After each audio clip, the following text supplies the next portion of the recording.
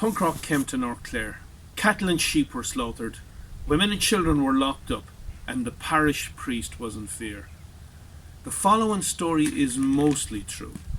It involves punk rock, teenage rebellion, and a village cut off from the outside world.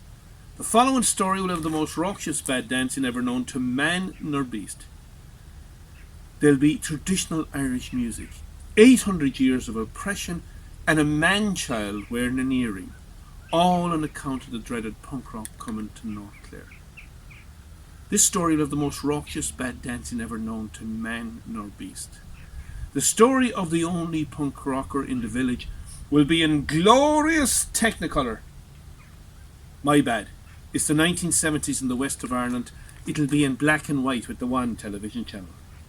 This story will make War and Peace, Peg Sayers, and the novels of Virginia Woolf seem like light-hearted comedies in comparison. The village I grew up was in North Clare in the west coast of Ireland, and North Clare was the Mecca, the promised land of traditional Irish music. It was jigs and reels in these parts and nothing else, lad. In fact, the biggest insult you could receive in the 1970s was, "You wouldn't know a jig from a reel." I still don't.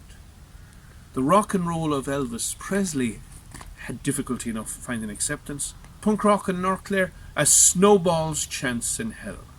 Imagine, in 1977, a shy, skinny, spotty, freckly teenager with a bad ginger afro to boot.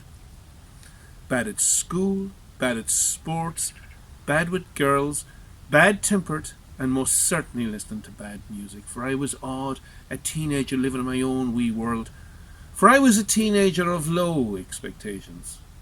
I was a teenager of no expectations. I was considered slow at school, undiagnosed dyslexia, so secondary school was a friggin' nightmare. Both my parents' people were good with their hands. They were farmers, builders, carpenters, plasterers. I, sadly, was a danger to myself. Death couldn't come soon enough before punk rock came to North Clare. "He's about as useless as tits on a bull," one of my aunties said with sadness.